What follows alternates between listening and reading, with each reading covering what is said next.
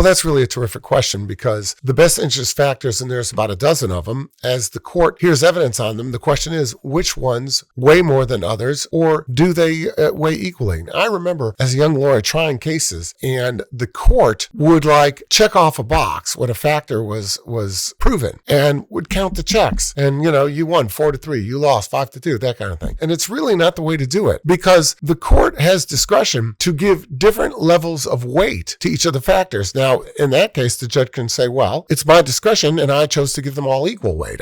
I guess one could do that. But in most cases, there are some factors that are just more important than others given the age of the child, what's going on with the child, this and that. For example, if you have a completely healthy child, the ability to take care of the medical needs of the child may not really weigh overly significantly in as much as the child has no particular medical needs. However, if you have a disabled child or a child that's on a lot of medication, a lot of allergies, a lot of this, a lot of that, the ability to take care of those needs becomes a very significant factor, and it probably should weigh more than, the expressed interest of the minor child. So you got to look at it that way. Therefore, it's in the discretion of the court to weigh or give more weight to one factor more than another. Now, no single factor should necessarily, carry the day. They're all should be taken into account, but it's very much a case-by-case analysis as to which factor becomes important in that particular custody issue. You might say, for example, safety of the child is a huge factor. That should probably weigh more than other factors. Stability might be a factor that weighs more than other factors. You can think of this as you go through it, but really,